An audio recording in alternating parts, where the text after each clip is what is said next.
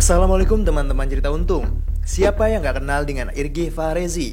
Irgi Fahrezi sempat ramai karena pernah sakit stroke tanpa sepengetahuan orang lain. Pada saat setelah gue sakit, kan stroke itu kan menyerang otak kan, gitu. Maksudnya jadi emang ada waktu itu gue dibilangnya adalah penyumbatan di bagian otak, tapi lepas lagi gitu.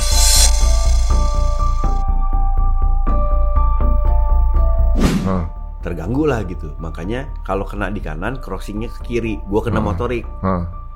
Tapi secara pikiran juga gue terganggu. Kira-kira keyakinan apa sih yang Irgi bangun hingga sekarang mampu untuk bangkit?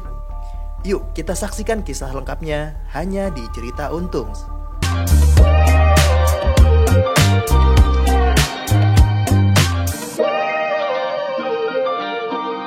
Assalamualaikum warahmatullahi wabarakatuh. Waalaikumsalam warahmatullahi wabarakatuh. Ya, tadi kita udah lihat teasernya. Waduh, ada beritanya yang cukup menegangkan ya waktu itu. Tapi alhamdulillah setelah itu ya kita lihat bagaimana teman kita ini udah segar sekarang. Hari ini kita ketemu dengan Bang Irgi. Hari untung. Assalamualaikum. Waalaikumsalam. Kita kalau ngomong sama Irgi tuh inget Indonesian Idol kayaknya. Gak dong, kalau sama lo itu kan sebelum itu Indonesia Idol tuh gue 2004. Tapi Kan kita kenal zaman dulu tuh. Udah tarik mundur udah ada 10 tahunan lebih kali itu dari situ, dari 2004 dulu kita macam casting lah ya. Tapi beliau udah duluan kan ada di semua majalah nih Kawanku, Aneka, Mode, zaman apa lagi? Lo jangan ngomong kayak gitu. Kalau ngomong kayak gitu orang langsung asumsinya itu masalah umur. Padahal umur kita tuh gak jauh beda. Hari lu nggak boleh begitu nih. Kita tuh kalau kayak gitu tuh gak boleh haram gitu. Enggak, majalahnya juga masih ada. Udah gak ada semua ya? Udah nggak ada semua. Udah nggak ada semua. Udah nggak ada. Allah, sekarang kan digital semua. Udah berbagai generasi gitu ya. Pertemuan kita waktu itu di lokasi syuting. Padahal kita satu nggak syuting, ya kan? Gue nggak syuting kan? Lo nya nggak syuting. Gue nggak syuting. Bukan anak sinetron. Gue anak presenter bukan sinetron. Jadi udah VJ. Ngapain datang ke lokasi orang syuting sinetron? Gitu kan ada. Gue emang ada peran baru apa? Pas gue tanya, oh iya. Ya itu deh. Ya, banyak cerita masa lalu beliau nih. Waduh, jadi ibaratnya tadi dulu ya di zaman per-ABG-an nggak ada media yang nggak ada muka dia. Nggak ada tuh, semua majalah ada tuh. Sampai majalah udah usang aja yang belum ada gambarnya ada dia juga gitu. Semua TV ada. Lupus satu kan? Enggak, gue yang keempat. Yang pertama siapa? Oka Sugawa. Oka, apa kabar dia? Iya. Oka. Terus Tengku Firmansyah. Ya Allah. Terus yang berikutnya Riko Karindra. Ya.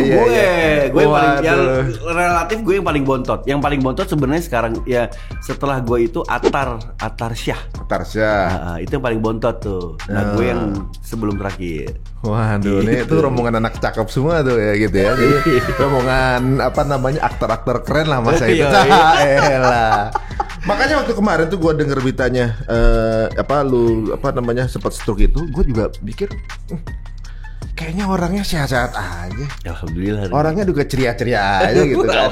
Setelah diketahui ternyata kan waktu zaman lu kena itu beberapa tahun sebelum kita ketemu lagi itu kan, dan lu nya juga sehat-sehat aja waktu itu ketemu kan. Iya kan waktu itu ketemu setahun setelah gue malah kejadian setelah, kan. Kita ada event, gue partneran sama Fanny. Terus udah gitu lo waktu itu apa ya? Jadi pokoknya nama lo disebutin waktu itu. Tamu kehormatan lah pokoknya. Ari Untung. Iya gue inget kok. Enggak, pas lagi event itu emang kantor gua bro. Kantor gua di lantai 2. Iya tapi nama lo disebutin waktu itu. Karena gue waktu itu MC-nya seru banget sama Fanny tuh. Benar.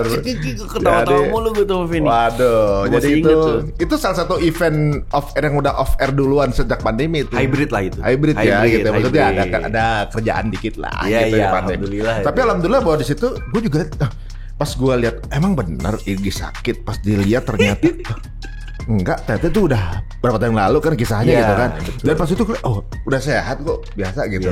Nah, cuma ini beberapa hal yang gue kepengen tahu nih. ibaratnya akhirnya kita baru ngobrol lagi gitu kan. Gua tuh beberapa kali ke rumah baby ya gitu kan, ibaratnya kan baby tetap gak malu nih gitu kan. Jadi sebenarnya circle lingkungan kita ini masih jaksel juga gitu kita kan. Tetanggaan semua lah gitu kan. Nah selama sampai ke titik yang sekarang ini ternyata lu juga punya perusahaan apa sama teman-teman lu berpandangan perusahaan juga segala macam. Itu juga ibaratnya kayak gue juga baru denger gitu ngobrol-ngobrol. Ternyata cobaan juga gebukin kita juga gitu ya. Maksudnya gebukin lu juga gitu kan gitu. Nah, dari berbagai hal yang pernah lu jalanin sebagai kepala rumah tangga nih sampai akhirnya ujian-ujian itu datang gitu. Sebenarnya apa sih ujian yang paling berat yang pernah lu terima?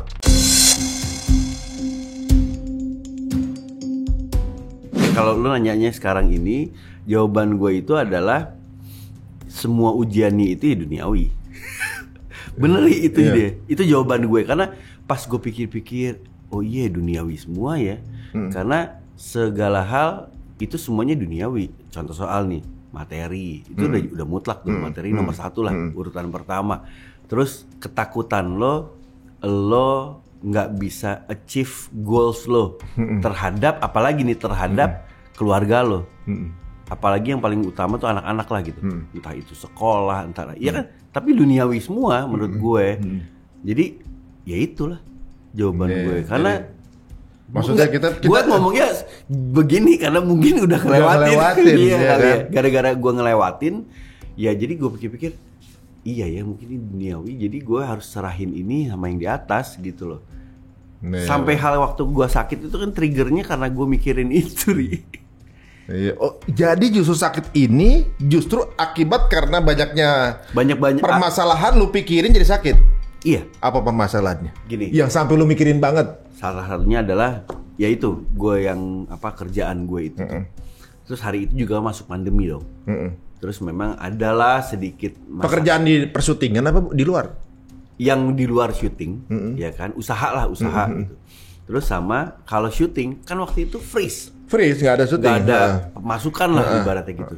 Sementara ada tagihan dulu, kayak gitu. Terus yang lainnya memang adalah satu permasalahan mungkin keluarga kali ya gitu, yang gue pikirin juga. Jadi semua masalah ini gue satuin dan itu gue bebanin semua itu ke kepala gue, hanya gue. Karena apa? Gue berpikir kan gue kepala rumah tangga. Gue share ke bini gue itu hanya sekedar share, tapi kan urusan ini semua harus yang selesaiin gue. Ya itulah egois kita sebagai egois gue lah sebagai laki-laki karena kita merasa harus superior kan. Kalau kita ibaratnya ambruk, ya kita nggak bisa bawa si kapalnya gitu. Kita nggak bisa jadi nahkodanya siapa lagi. Ketakutannya kan di situ. Kita nggak tahu nih kalau misalnya kita udah nggak bisa jadi nahkoda, emang lo yakin bini lo bisa? Emang lo yakin anak lo bisa gantiin? Padahal bisa jadi bisa kan? Kenapa emang? Kalau Allah mau, semua bisa. Nah, cuman masalahnya pada saat itu gue nggak berpikir sampai ke arah sana. Yaitu tadi mungkin ada belum ikhlasnya itu kali. Maksudnya, nah itu tuh definisi ikhlas itu ternyata nggak semudah yang dijalanin. Tapi logiknya sih kalau yang lu ceritain ya, misalnya kayak lu jadi pilot atau lu jadi supir lah ya, supir kendaraan yang namanya keluarga gitu ya, lu nyetir gitu ya, di depan ada halangan tiba-tiba pas lagi ada hambatan gitu, takut keluarga lu panik ya? Iya betul. Kalau ini berat nih, lu tahu tuh berat tapi tenang gitu ya, bisa kelewat. Keluarga lu nggak jadi, maksudnya gitu kan? Jadi keluarga lu nggak perlu panik, nggak perlu tahu, karena lu yang pilotnya. Iya kita mengcover semua kan? Lu yang tenang, ini bisa gua hadapin nih, gua lewatin dikit. Gitu. Kita sebagai laki-laki selalu akan begitu, Ri, bener nggak? Iya bener. Coba bayangin kalau lu panik, pasti penumpang lebih panik ya nggak? Iya betul. Gini deh, nih paling simpel. Lo nih, ya nauzubillah min zalik ya, pulang dari sini, lo hampir kesambar sama bus, gitu kan? Dan itu mungkin kejadiannya berat lah gitu. Apa kalau langsung cerita detail sama istri lo? Belum tentu kan? Lo menahan cerita itu atau lo akan deliver cerita itu sesoft mungkin supaya bini lo tuh nerimanya nggak khawatir, bener kan? Padahal sih temen-temen lo yang lain ngeliatnya, Ri, masya Allah gini. Tapi lo akan deliver ke keluarga lo nggak akan begitu. Itulah laki-laki, maksudnya itulah kepala keluarga menurut gue. Iya benar juga. Jadi kayak misalnya lo lagi di pesawat nih, ya pesawat kita melewati turbulence awan segala mati di depan, orang cakap sama pengaman gitu ya. Gitu, kencangin. Kalau pilotnya ngomongin, guys. Bener banget guys. Dia nggak tahu nih kan gimana kan. Bismillah ya coba. Aduh gimana gitu kan. Gitu. Itu memang belum kejadian gue di Surabaya. Ada gue ngerjain sesuatu yang akhirnya pokoknya berat banget lah. Akhirnya nggak jadi jalan apa segala macam. Gue gak cerita sedikit pun sama bini gue taunya dari tim gue gitu. Tapi bini gue malah marah, kok kamu gak cerita sama aku? Iya bener. Lu cerita, emang lu peringan keadaan. Lu perberat gue. Pada saat gue cerita sama lu, ntar telepon lu, jadi gimana? Terus gimana? Lu udah please. Iya bener. Yang ada bini lu masih akan ngomong, udah next time kamu naik kereta. Next time kamu gak ada lagi nih. Udah kamu, pokoknya kamu gak. Udah kalau masalahnya kalau gitu, makanya kamu kan gitu kan kerja sama kita disalah-salahin gitu, nggak ada solusi kan. Tapi memang masuk akal gitu. Jadi memang itu kayaknya lelaki is built as a risk taker kan. Iya betul. Lu yang menanggung segala resiko kan gitu. Seperti apapun lo jalanin. Secara naluri lah gitu kan. Tapi yang gua nggak sadarin adalah gini Ri. Kita mungkin umur sama gitu kan. Terus gitu kegiatannya mungkin sama gitu ya. Rezeki bisa jadi juga sama, bisa jadi juga lebih ataupun kurang. Tapi yang kita nggak sadarin tuh adalah ternyata komposisi di badan lo sama gue tuh beda. Lo mikirin 10 lo oke-oke aja, gue mikirin 2 tiba-tiba gue ambruk bisa jadi. Itu yang terjadi sama gue. Ya memang masalah pun sebenarnya customize sih. Iya kan? Betul. Kalau lo juga ngasihnya kamu kemampuannya segitu, tapi setiap masalah pasti sebenarnya yang kita mampu kan nyelesain. Karena masalah udah selesai semua sekarang kan? Alhamdulillah. Ya. Berarti kan sebenarnya lu mampu nyelesain walaupun gedenya alhamdulillah udah Ri. Alhamdulillah. Enggak masalah apa sih, enggak usah detail tapi garis besarnya sampai akhirnya lu tumbang. sampai lu tumbang itu duniawi Ri pokoknya. Kaitannya sama riba pastinya itu gara-gara riba. Iya karena kan gini. Maksudnya di usaha lo itu ada tagihan, ada investasi yang sampai akhirnya berhubungan dengan aset dan perbungaan gitu. Ya betul. Jadi akhirnya memang kan udah ada warning dan itu mungkin aset akan diambil lah gitu kan. Nah itu kan salah satu hal yang gue pikirin juga karena kita berpikir cari solusi lah gitu, kesana kemari mentok semua gitu, mentok dan nah itu jadi beban di kepala gue yang sebenarnya tanda-tandanya udah kelihatan nih. Sebelum kejadian gue itu sempet yang dalam waktu berapa bulan yang awal-awal itu tiba-tiba gue jerawatan. Umur segitu jerawatan kan aneh. Iya kan? Udah kayak beneran lo pernah jerawatan nih zaman dulu kan? Tapi kan zaman lo puber kan? Minyak kulit gue udah habis. Lu jerawatan lagi, lu puber lagi bagaimana? Iya, makanya itu kan sebenarnya reaksi dari stres lo. Oke. Jadi ternyata itu memang tapi gue waktu itu udah sadar bahwa itu stres gue gitu. Gue udah tahu bahwa ini stres gitu. Nah, tapi hal yang lain itu yang gue lupa. Nah, udah gitu itu udah teratasi lah gitu dengan dokter kulit dan sebagainya gitu. Nah hal yang lain yang gue nggak sadarin adalah itu pas yang gue serangan stroke itu memang gue ada darah tinggi ya kan, tapi hal yang lainnya sebenarnya gini, kalau dari pola makan dan lain sebagainya sih enggak lah gue so-so karena waktu itu gue masih dalam keadaan secara fisik menurut gue sehat. Gue masih suka naik sepeda gue jauh loh waktu itu. Ya maksudnya pakai sepeda lipat aja bisa 75 kilo. Enggak sedikit gitu maksud gue. Iya benar. Dan itu walaupun nggak sering ya, nggak rutin, tapi maksud gue masih bisa sepedaan sendiri itu panjang lah gitu. Jadi dalam keadaan kondisi badan gue menurut gue oke aja. Cuman gue memang skip obat hari itu cuma beberapa hari. Nah di masa itu tuh gue sempat ada yang dimana gue bangun setiap pagi itu jam 2 pagi. Kalau lo ada stres ada yang dipikirin, lo bisa yang tiba-tiba lagi tidur kebangun sendiri gitu. Itu kan bagian dari stres. Nah setelah gue konsultasi, setelah kejadian gue stroke lah ya, udah setelah gue sembuh, ternyata trigger paling kuat itu pikiran, penyakit apapun. Bener pikiran. juga ya. Maksudnya gitu. fisiknya sih sebenarnya nggak ada masalah ya. Nggak ada masalah. Tapi berarti penyakitnya paling utama memang dari pikiran kebanyakan kan. Iya, makanya tadi gue bilang balik lagi, pikiran yang lo punya nih nggak mungkin juga nggak jadi stres, bisa jadi stres. Cuman gimana lo cara memanage-nya kan. Nah, hari itu gue manage-nya yang salah mungkin. Jadi gue pikirin Meledak, terus meledaknya gimana emang? Gimana? Angkat pot doang nih. Apa ngapain? Bini gue turun nih dari atas karena baru bangun tidur waktu itu. Terus gitu gue lagi main game. Yang tolong pindahin. Main game sebenarnya kan relax ya. Sebenarnya relax kan. Tapi kan kecuali lu mikirin masuknya gimana ya ke dalam itu ruangan itu gitu. Bukan, gue lagi main bola nih. Tapi kan pada saat lo waktu main game kan itu udah yang karena lo udah hafal kan pasti lo gini. Tapi di kepala lo berpikir masalah yang itu tuh. Itu tanpa sadar sebenarnya. Ini ada remote jadi sebenarnya mainnya jadi kayak iya dong. Berarti sama kayak orang sholat ya. Iya betul. Apapun yang karena kita ada beban itu yang kita pikirin terus kan sebenarnya.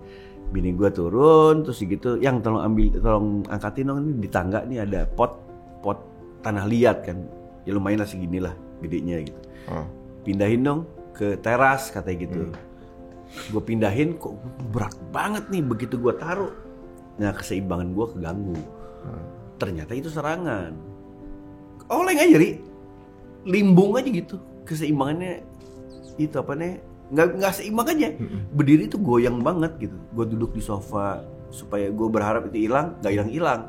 Tapi gue waktu itu kan karena nggak tahu itu serangan, gue malah manggil anak-anak gue suruh masuk mobil karena besok adalah pertama kali sekolah online. Nyetir mobil bos. Masya Allah ya. Ya alhamdulillahnya selamat gue. Pulang perginya itu selamat lah. Maksudnya mah dari pas gue nganterin alhamdulillah nyampe. Nggak ada yang lecet, nggak ada yang apa. Karena waktu itu gue tanya sama anak gue, kita profesi sama nari gitu. Maksudnya gue pernah ada juga di presenting dan lain sebagainya gitu kan. Kadang kita tuh alhamdulillah banyak dapat ilmu lah gitu. Ya kan, ngobrol sama dokter sampai kelas menteri kesehatan pun gue pernah ngomongin apa? Penyakit yang berbahaya, mematikan tapi tidak menular. Salah satunya adalah stroke. Wah, saat pada waktu kita ngobrol sih, wah kayak ngerti kan. Begitu kejadian, lo kagak ngerti. Ya itu yang terjadi sama gue. Gue gak tahu itu stroke mampir ke gue. Maksudnya yang gue yang tuh seangkatan kita tuh lagi banyak dapat cobaan itu gitu. Jangan ngomong cobaan. Ujian itu gitu. Lo kemarin Bekti kan juga kan masih sumuran gitu. Ada lagi temen gue juga gitu. Ada lagi ustaz bahkan ada yang kena juga. Gue ngerasa astagfirullahaladzim. Waduh, mudah-mudahan Allah masih kasih kesempatan untuk mudah-mudahan nonton semua sehat semua ya. Amin semua. Amin. Tapi sih gue mikirnya gini deh. Ya gue sih masih bersyukur ya.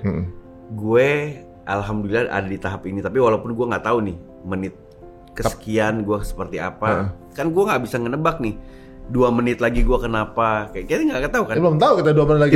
Tiba-tiba 2 menit kemudian ngejepret langsung tiba-tiba dipanggil kan kita nggak tahu.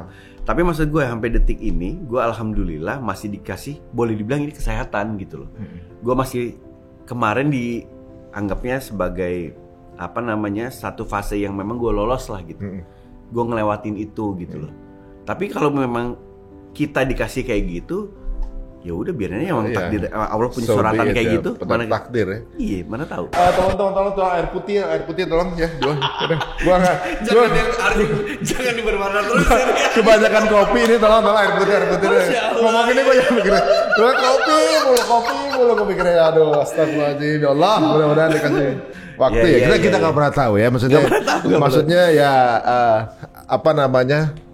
Cuma yang ditanyain kan siap atau enggaknya gitu, dia nyiapin atau belum bekalnya kan gitu. Ada yang gue sedikit share Ri. Tadi kan oke tuh, lo ngomong tiba-tiba ngomong minta air putih karena ini berwarna.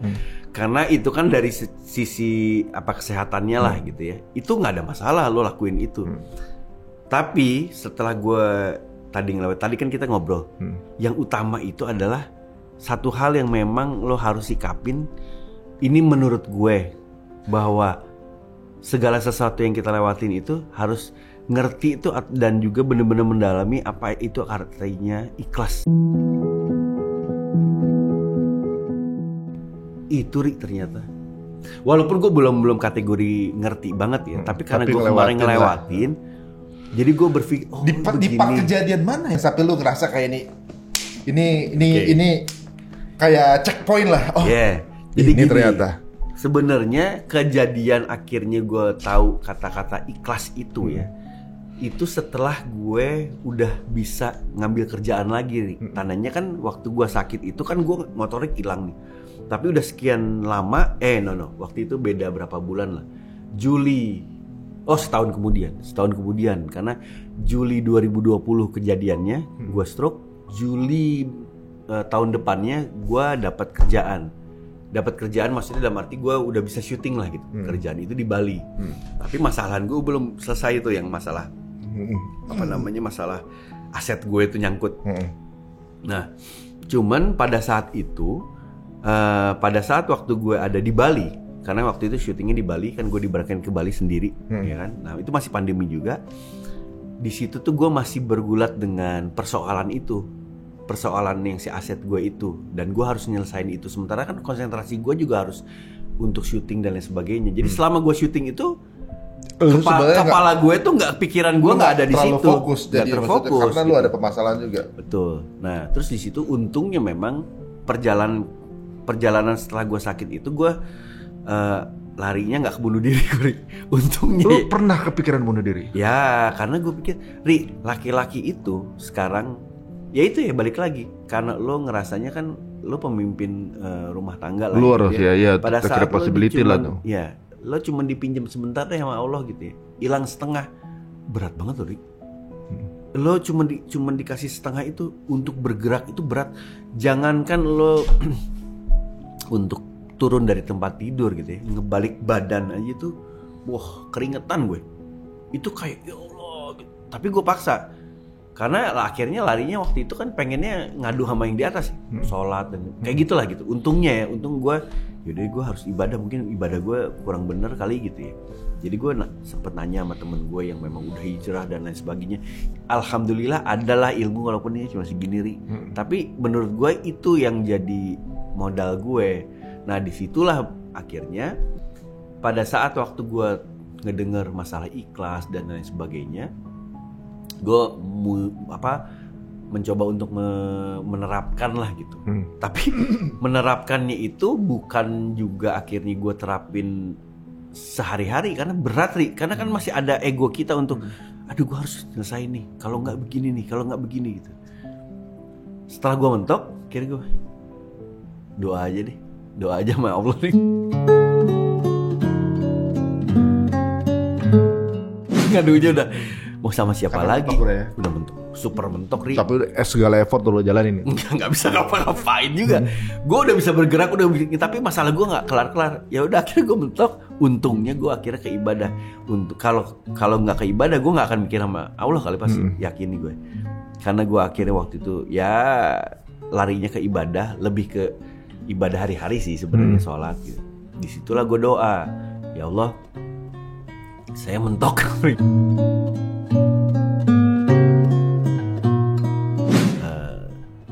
Rasanya semua hal yang bisa saya lakukan ini udah saya coba, jalur ini semuanya mentok. Terus dan semua ini kan sebenarnya tujuannya untuk menyelamatkan keluarga gue juga. Gue pikir gitu kan, maksudnya gue nggak pengen begini. Worry aja bos, sebagai nahkoda itu kan worry kan nih, takut perahu gue kebalik lah gitu ibaratnya. Akhirnya gue bilang, gue udah pasrah deh. Ikhlas dan pasrah itu susah banget ya.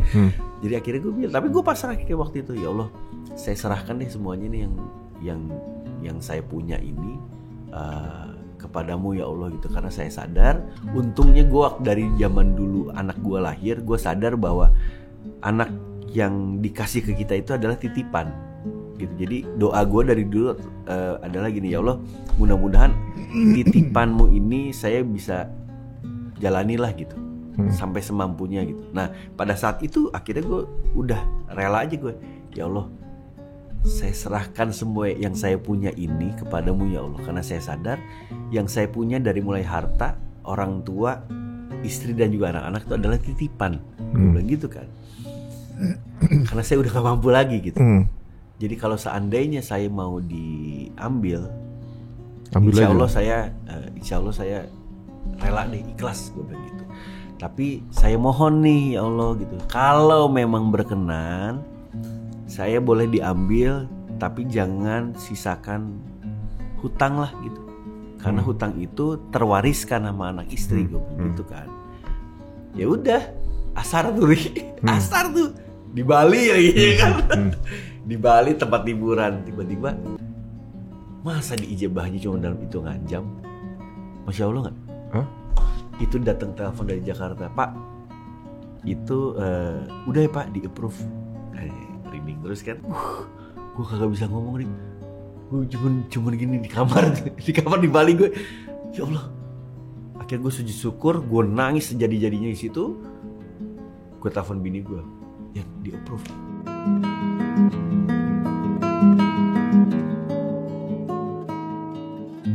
Gue langsung minta pulang gue ke Jakarta. Nggak dikasih sama produksi, gue maksa. Lo nggak kasih, gue tetap akan pulang, gue bilang gitu. Gue akan pulang karena ini adalah momen atau memang masalah yang harus gue siapin dan gue tunggu dari tahun kemarin, gue bilang gitu. Terserah deh, lo mau ngapain, gue akan pulang. Gue pulang, maksudnya gue akhirnya ngatur schedule. Pulang dari Bali hari itu nggak gampang soalnya. Lo harus PCR dulu, nunggu sekian jam dan lain sebagainya. Nunggu berapa hari? 2 hari apa sehari gue lupa deh. Jadi nggak gampang, tapi akhirnya gue pulang. Alhamdulillah hari. Semuanya itu beban.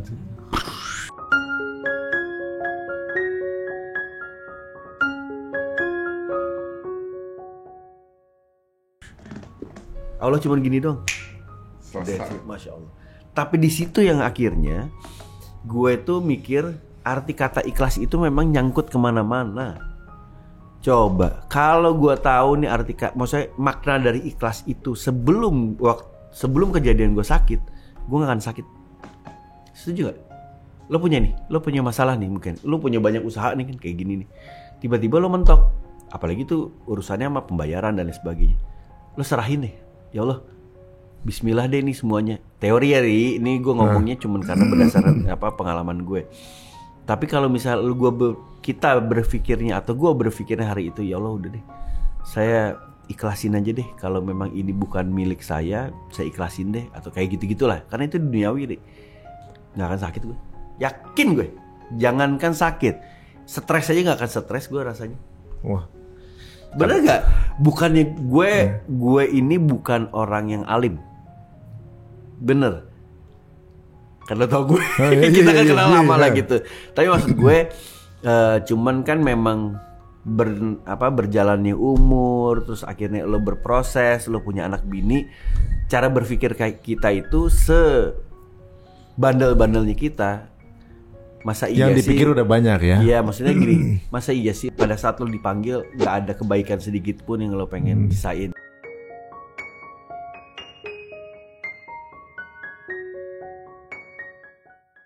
Bener gak sih? Bener. Karena ya ini target gue cuma gitu doang. Gue bilang sama anak gue, kalaupun ayah cuma punya setetes kebaikan, itu yang lo harus ambil. Tapi setetes kesalahan atau keburukan yang ayah punya, jangan pernah kamu ikutin. Misalnya nih, gue emosian misalnya kayak gitu ya, lo jangan ikutin. Tapi cuman kebaikan sedikit aja yang ayah punya, itu yang kalian jalan. Gue bilang gitu. Karena gue bilang ayah bukan orang hebat, bukan orang yang kaya raya atau apa. Gue bilang ayah cuma bisa ngasih kayak toladan aja gitu, ilmu aja gitu kan. Gitulah gitu. Jadi ini menariknya bahwa sebenarnya lu udah berupaya berbagai cara, ngerasa lu bisa nyelesain, sok superior aja. Pertolongan nggak turun gitu ya? Menurut gue jangan ngomong bukan, gitu. Bukan, pada saat lu lagi berusaha lu kayaknya lu bisa, malah belum turun. Pada saat lu lepas malah dapat pertolongan, maksudnya solusi. Masya Allah, itu dia. Iya kan? Itu arti maksudnya makna dari ikhlas itu ternyata seperti itu menurut gue. Bisa lo jalanin, bisa. Karena lo harus ada sabarnya. Sabar sama aja kurang lebih sama tuh, ikhlas sama sabar itu 11-12 tuh. Berat. Berat bos. Kalau istiqomah pelan-pelan ya kan gitu. Jadi ada memang manusiawi ya. Kita ada perasaannya. Mungkin ada perasaan sombong sedikit ya, ego. Gue bisa nyelesain. Pada saat itu nggak selesai juga stres kita kan. Ya, ngerasanya kayak gitu. Pada saat udah semua udah mentok, ya Allah, udah saya lakuin semua ya, kita balikin lagi gitu kan. Malah di situ kabar baiknya datang ya. Ya, ini kalau misalnya memang lo ngomongin ke kejadian itu, yang paling pendek lagi adalah pada saat lo ibadah, Ri. Waktu ibadah, maksudnya gini, kayak sholat aja. Kita ambil sholatnya yang paling pendek deh. Sholat subuh 2 rakaat doang, Bos. Iya kan, ya kan, Ri? Cuman 2 rakaat doang aja, belum tentu juga lo nyampe-nyampe ke tahiyat akhir lagi. Dan itu terjadi sama gue. Gimana maksudnya? Nggak percaya kan lo? Pada saat setelah gue sakit, kan stroke itu kan menyerang otak kan, gitu. Maksudnya jadi emang ada waktu itu gue dibilangnya adalah penyumbatan di bagian otak, tapi lepas lagi gitu, terganggu lah gitu. Makanya kalau kena di kanan, crossingnya ke kiri, gue kena motorik. Tapi secara pikiran juga gue terganggu dalam arti gini, sempet bisa skip kan. Waktu teman kita kan tuh Indra kan Bekti, ya kan skip ya sama loh tuh, yang sesuatu hal yang terjadi lama dia inget, tapi yang baru bisa, let's say baru 2 minggu dia bisa lupa tuh. Kalau gue waktu itu sholat Allahu Akbar gini, udah baca doa gini, pas lagi gini, gue udah baca Al-Fatihah belum? Astagfirullahaladzim, gue juga kadang Lo juga pasti suka begitu aja, cuman karena lo banyak pikiran, Ri, bener gak? Iya. Nah gue berkali-kali itu, karena itu ada gangguan, ya sekarang berangsur-angsur hilang gitu kan. Tapi maksud gue, kalau lo gak ada apa ya, ikhlasnya juga gitu ya, nggak nyampe-nyampe juga kan. Semua ada kaitannya lah gitu. Tapi balik lagi, untungnya waktu kemarin gue ada tambahan lagi tuh kajian. Gue sekarang juga jadi nambah lagi tuh apa namanya tujuannya. Apa sih kita sebagai muslim, tujuan hidup kita tuh apa? Oh semua, coba ada yang bisa jawab nggak? Ini jawabannya ini. Ternyata menurut si Ustadz waktu itu bilang tujuannya adalah ridho Allah gitu. Kenapa Tat? Lah benar kan? Kalau Allah nggak ridho, semua yang lo pengen juga nggak akan jadian gitu kan? Oh iya benar juga. Jadi gue pikir sekarang yang gue jalanin apa yang ada di depan mata aja. Kalau misalnya gue datang ke sini nih, kalau Allah nggak ridho, ban gue kempes, nggak nyampe. Gue sekali lagi gue bukannya sok suci, bukannya gue sok alim, enggak. Cuman karena pengalaman. Jadi akhirnya gue ngomong kayak gini, cuman ngejalanin yang Allah mau aja gitu loh. Karena mungkin itu suratannya gue dari Allah seperti itu. Iya, emang harus dilewatin baru kita paham maknanya, hikmah-hikmahnya itu masih udah lewat dulu. Tapi kadang-kadang kita mesti ngelewatin tuh dengan pengorbanan yang besar gitu. Maksudnya sekolahnya untuk dapat jasa itu berat juga gitu ya. Berat iya, tapi kalau lo ikhlas memang itu memang Allah yang ngasih, nggak akan berat insya Allah kali ya. Percayanya itu aja deh, ikhlas. Untuk lewatin itu kadang-kadang orang ada yang akhirnya ketemu konsep ikhlasnya itu karena belajar kemudian menjalankan gitu kan. Itu misalnya anak-anak pengajian gitu ya, kata jadi ada gini, misalnya ya kan kalau ujian kan, misalnya kita dapat soal ujian nih. Iya. Yang dilihat kan bukan soalnya, responnya, jawabannya kan. Iya, jawabannya ya. Untuk mereka yang udah pengajian udah tahu, wah gini berarti gue menyikapinya begini. Kalau kita yang baru belajar gini kan gini, emosi dulu. Apa dulu segala macam, responnya beda gitu. Nah, maksudnya kita harus ngelewatin itunya, pusingnya, stresnya segala macam, akhirnya baru kita paham. Oh, ikhlas tuh gini gitu kan. Maksudnya rumusannya itu ya beda jalurnya, cuma dapat konsep yang akhirnya bersama, tapi harus ngelewatin dulu pengorbanannya itu kan gitu.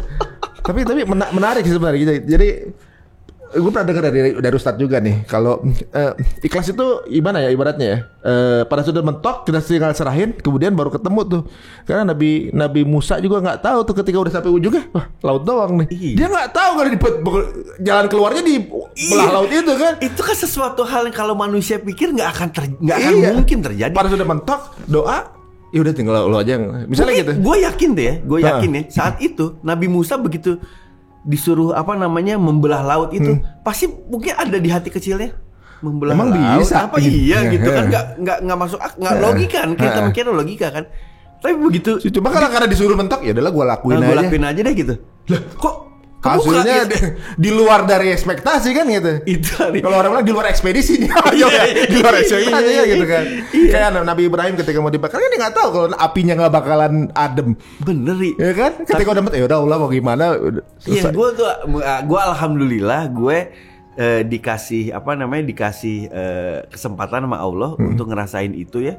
Karena gue pada saat waktu gue ditanya sama temen gue itu, lo kenal lah si Habib tuh. Dia tahu prosesnya pada saat waktu gue lagi susah-susah kayak gitu. Terus tiba-tiba gue kabarin ke dia, Bib, alhamdulillah udah beres nih Bib. Gimana caranya Gi? Wallahu alam, gue bilang gitu. Itu udah pakai tangan Allah, gue bilang. Itu bener-bener tangannya Allah loh. Bener Ri, coba lo mau ngomong apa?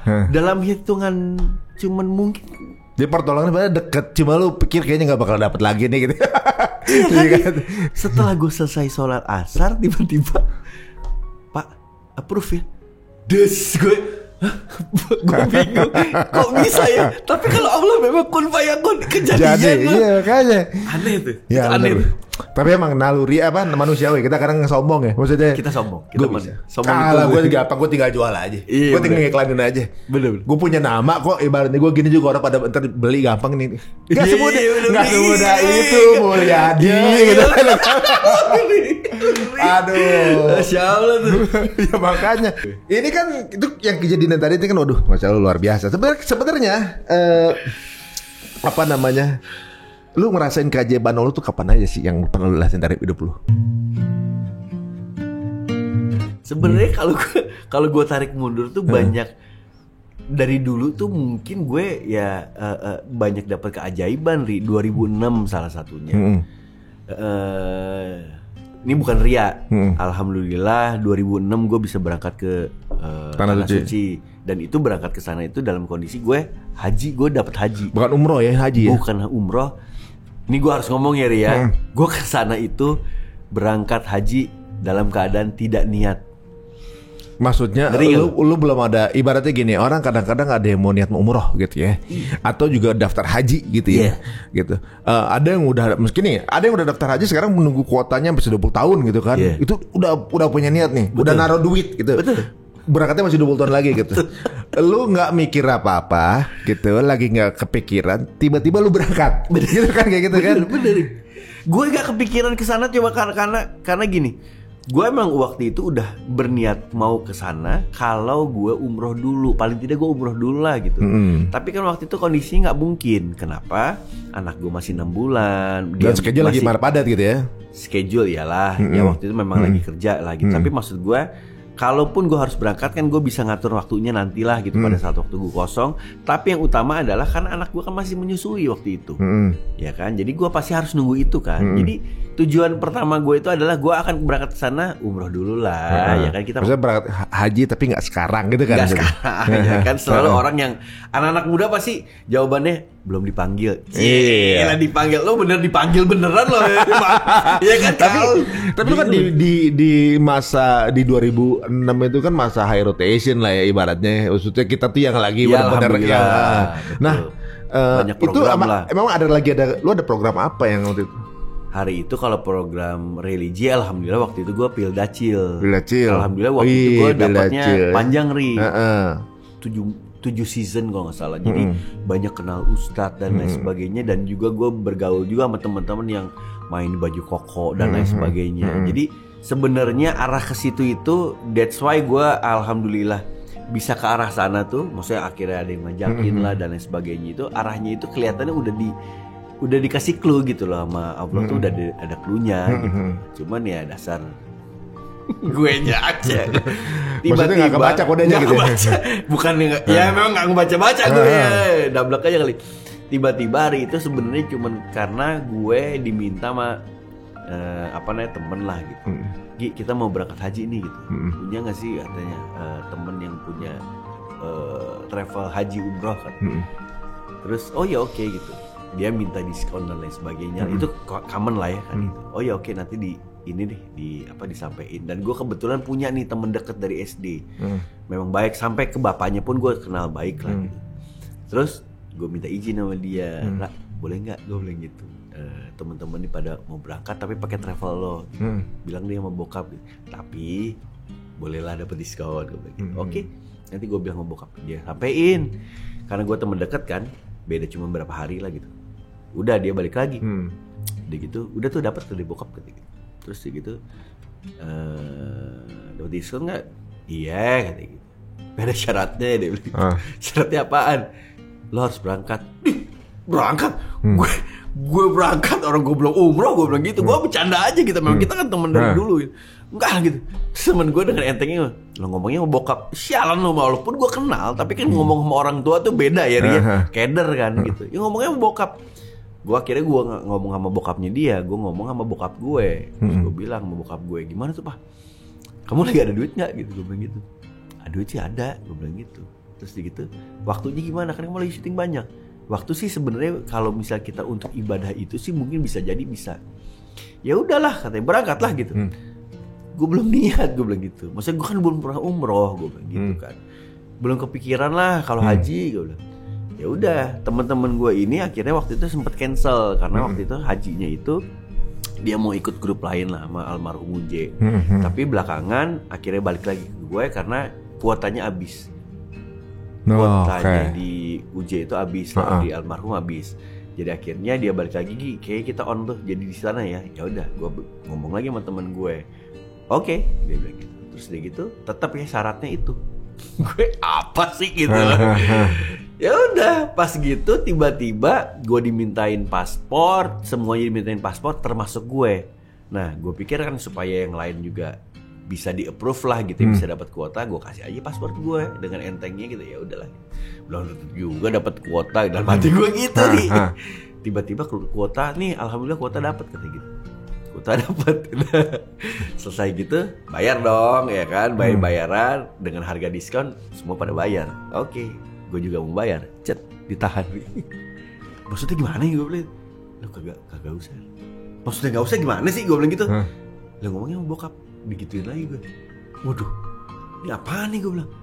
Panik gue kan, karena gue gak biasa digituin Ri gitu. Waduh, ini jadi utang budi lah gitu kan. Nggak gitu. Lo ngomong sama bokap, mati gue adu lagi sama bokap gue. Bokap gue cuma ngomong gini, lo mau pakai alasan apa lagi gitu. Iya. Lo disuruh sana, terus gitu lo kagak boleh bayar. Lo pakai alasan apa lagi? Gue diem nih. Gue bilang, tapi kan kalau misalnya gue kesana ibadah belum bener nih, kayaknya gue bakal dapat balasan-balasan lah gitu. Ibarat ketakutan kita rata-rata karena terimage sama itu ya, semua cerita aja begitu ya. Gitu kan. Terus jadi akhirnya untungnya waktu itu teman-teman gue kan ngundang gue walimatus safar mereka dan lain sebagainya. Dari sekian banyak walimatus safar, gue yang terakhir. Gue tuh ngambil walimatus safar hari terakhir sebelum gue berangkat ke Mekah lah gitu.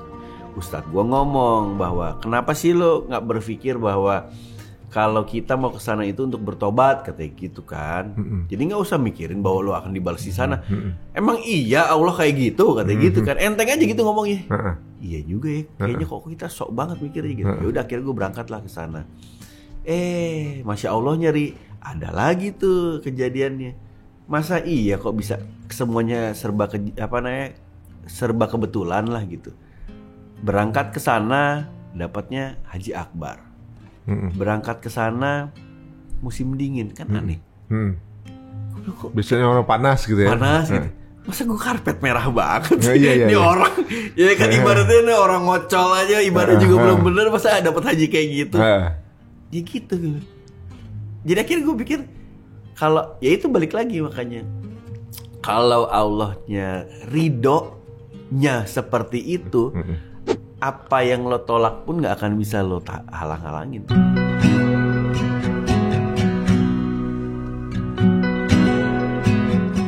Bisa kejadian, bener gak sih? Iya. Dan gue alhamdulillah pada saat waktu gue sakit itu gue ngobrol sama temen gue bilang bahwa Gi, apa yang lo mau itu di dunia inilah selama lo hidup lah, belum tentu juga akan tercapai. Lo usaha, lo pinter, lo powerful dan lain sebagainya, belum tentu. Lo jangan sesalin kalau itu nggak kejadian, walaupun itu hanya sekedar lo melangkah, katanya gitu. Karena pada saat lo belum lahir sekalipun itu udah ada tuh suratannya kayak gitu. Itu yang nggak bisa ditolak sama lo. Lo nih sakit nih katanya, kejadian stroke katanya gitu. Lo hindarin, lo makan sehat, lo olahraga dan lain sebagainya. Allah pengennya begitu. Kejadian tetap katanya lo di tahun dan juga tanggal yang sama kejadian juga. Oh iya. Balik lagi, iya lo harus ikhlas kali.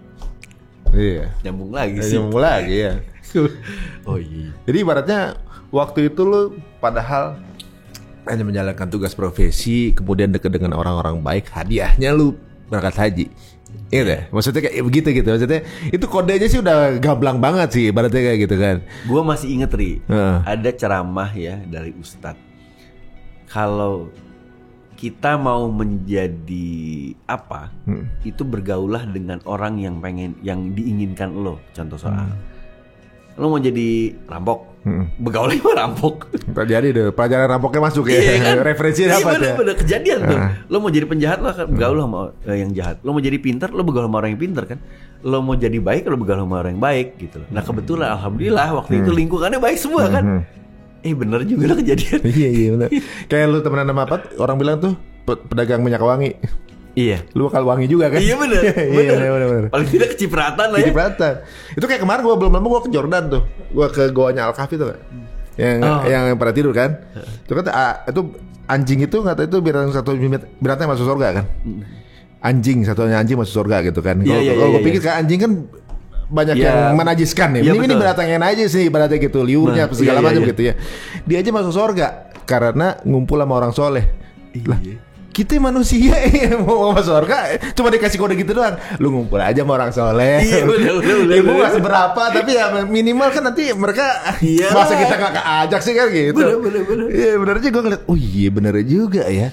Ini kodenya kayak gini nih ya. Menarik tuh.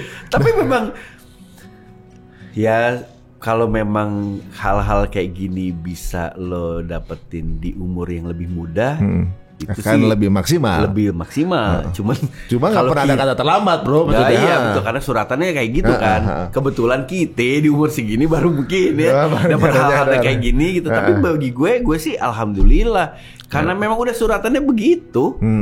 Iya kan? Iya, maksudnya untungnya di teguran kita masih hidup gitu. Iya, maksudnya diingetinnya masih hidup gitu kan. Ada juga bener. Ada juga misalnya ya kalau dengar kajian istidraj gitu, lu dapat gampang banget uang, dapat gampang banget fame, dapat gampang banget, semua dilancarin segala macam, lancar semua dikasih. Orang yang sampai yang ibadah, kok gua ibadah tapi dia nggak ibadah, lancar-lancar aja. Dia orang akan sampai mikir gitu, tiba-tiba selesai. Iya gitu kan. Nah, ya untung kayak maksudnya masih mending kadang-kadang kita ada cobaannya, masih dikasih waktu. Bener. Sebenarnya paling mahal harta tuh waktu berarti ya. Paling mahal ya waktu mungkin. Iya, cuma juga hari ini dapat 200 miliar tak. Maaf, besok Bapak mati ya. Enggak, boleh enggak tuh 200 gue bayar lagi kan enggak mungkin. Gimana sih kalau bisa minta maaf lah, pengen uang segitu banyak gitu ya, dibayar langsung kontan tuh misalnya. Allah bayar deh.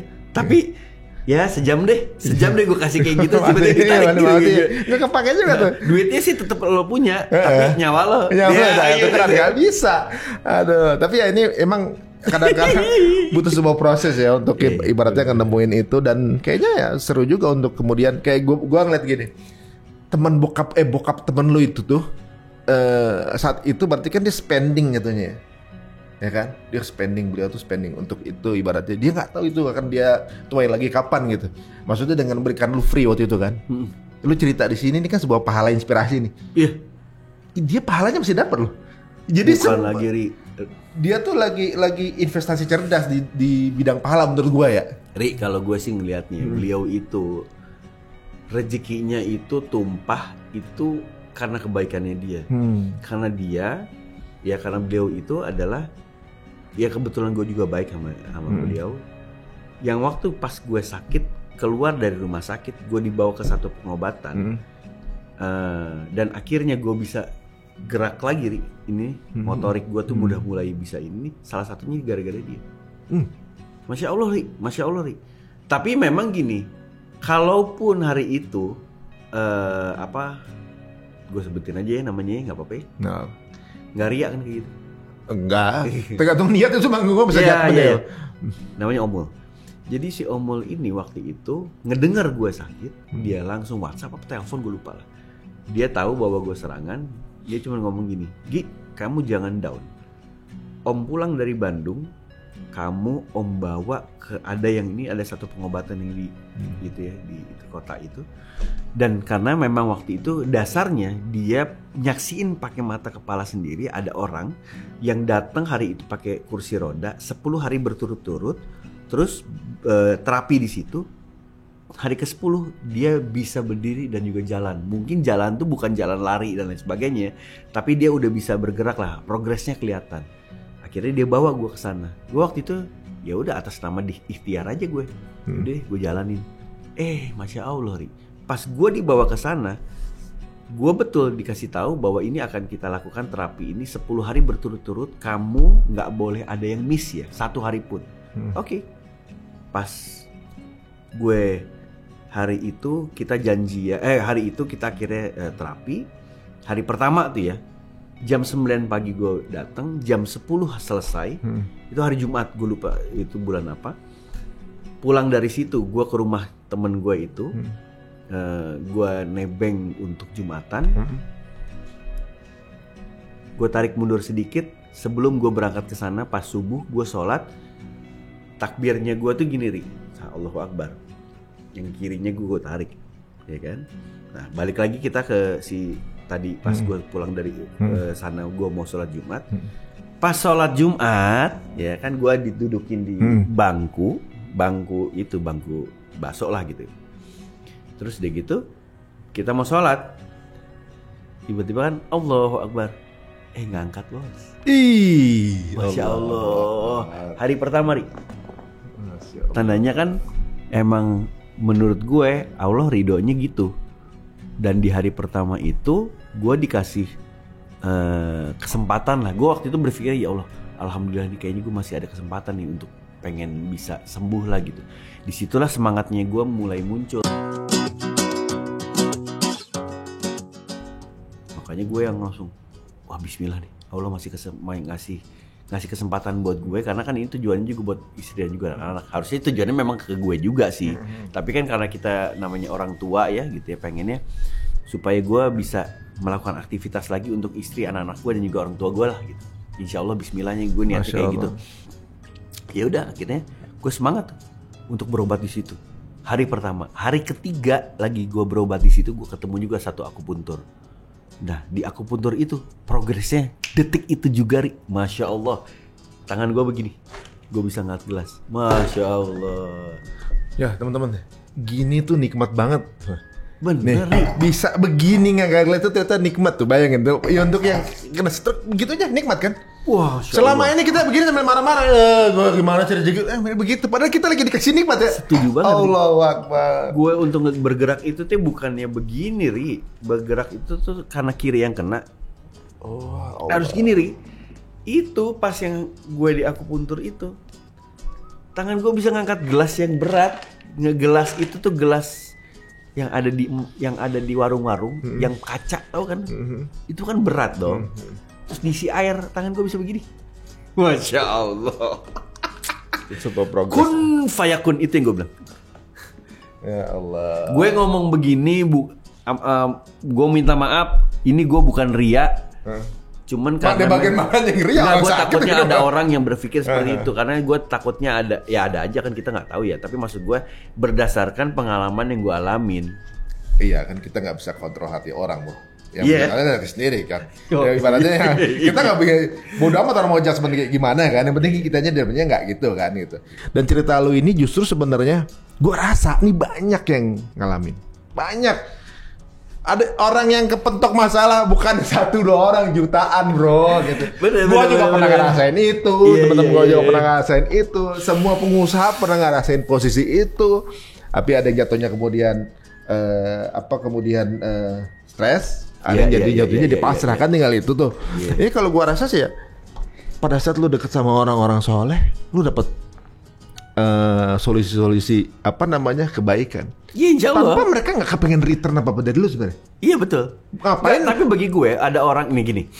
Lo sama gue, gue berharap return dari lo tuh ada. Gue jujur ya. Gue kalau misalnya ketemu sama temen, apalagi temen baik, gue pasti akan nyuri sesuatu dari lo. bukan gue curi, tapi ambil kebaikan gitu ya, misalnya kalau ada gitu ya. Ilmu pengetahuan itu pasti gue akan gitu. Itu pasti tuh. Karena gue tahu kayak lo nih, kita berteman lama. Lo tuh punya kelebihan-kelebihan yang gue gak punya, tapi gue bisa pelajarin. Itu yang gue ambil. Dari dulu gue cara bergaul gue begitu. Tapi kan gue itu kan gak haram. Maksud gue tidak merugikan juga. Lo itu kan ada di mana-mana gitu. Setuju, tapi maksud gue return bukan dalam arti materi gitu loh. Kecuali ini gue misalnya pinjam duit lo deh, atau gue minta duit lo gitu, terus gue nggak balikin, itu gue memanfaatkan lo. Kan? Tapi kalau ini bagi gue sah aja, setiap orang itu memang mengharapkan sesuatu, apalagi kita ngobrol sama Ustadz. Kali deh kita cuma dengerin doang. Iya, ya ilmu kan berarti kan yang didapatkan. Iya. Ya itu maksudnya gini, ada yang orang merasakan rezeki itu cuma materi, ada. Iya kan? Lu misalnya gini, wah bang, gue rugi hari ini. Aduh, dia marah, gimana sih tuan ini? Gue hari ini rugi, gue usaha mentok gitu. Ibaratnya, lu nggak lihat keluarga rukun, punya sehat, itu kan rezeki ya menurut gue ya. Kadang-kadang orang mikir kalau rezeki itu ya nominal yang ke transfer ke lu, masuk ke rekening kan ya, ada kan, ini maksudnya angka dong yang dipikirin. Jadi kalau gua kenal sama lu berapa nih gua bisa ambil, ada kan gitu kan. Tapi ada juga orang-orang ikhlas yang ketika lu temenan, apa yang bisa gua solusiin ke dia gitu. Iya. Kalau sih insya Allah gini Rik, gue tuh adalah sama temen gue misalnya kayak gitu tuh, apalagi kalau misalnya kayak taruhlah misalnya, karena gue udah punya pengalaman sebelumnya gitu.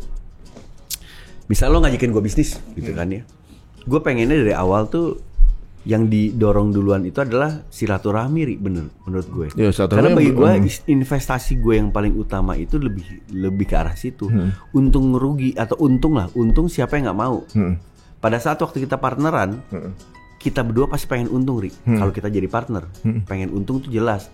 Tapi kadang-kadang orang tuh targetnya lebih kepada untung materi doang. Materinya. Makanya gue selalu bilang nih sama teman-teman gue, kalau misalnya kita memulai sesuatu, kalau ini kelihatannya potensi untuk merusak silaturahmi kita, mendingan jangan nih bos. Bener gak sih? Lo mati nggak dapet doa ntar. Iya. Lah kita doanya doa kita juga belum tentu nyampe. Kenapa gue berpikirnya ke arah sana terus?